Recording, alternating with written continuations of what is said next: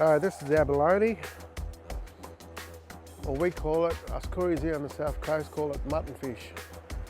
It's a very important diet for us living along the coast, a very stable diet. Living off this, and the junga we say is an octopus. And the abalone, or the muttonfish, easily taken out of the shell, cleaned, put on the hot ashes, and it's high in protein and iron. Abalone shells are used for a lot of things. You take the meat out and it's very nutritious and healthy, but also you could use the shell. And if you see here, we've got some holes in the top there. So sometimes they could put the meat or cooking things on, and they would put that on the fire and the fat would run out of the holes. You could also use it for making ochres. So when you put the water in, you've got the holes there again, and the water comes out and leaves the ochre, and that's the paste that we use to put on our paints. The abalone shell can be also used to make hooks for fishing. This is what they get from an abalone shell. You can see how it sits in there like that, and because it's the hardest part of the shell, they make a hook.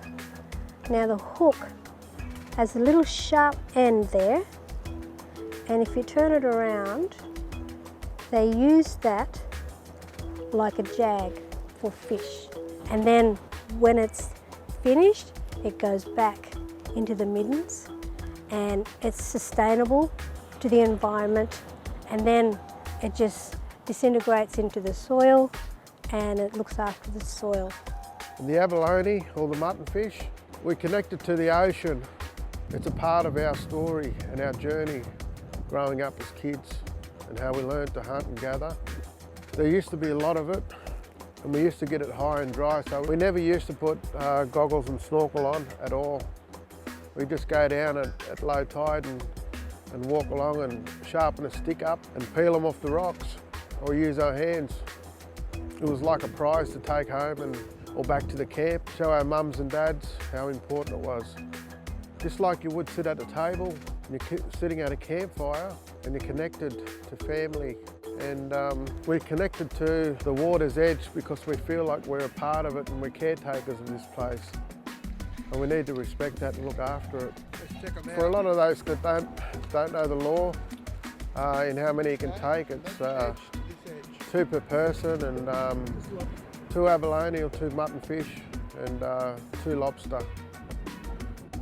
You wouldn't want to keep coming and depleting, the stock, otherwise there'd be nothing left.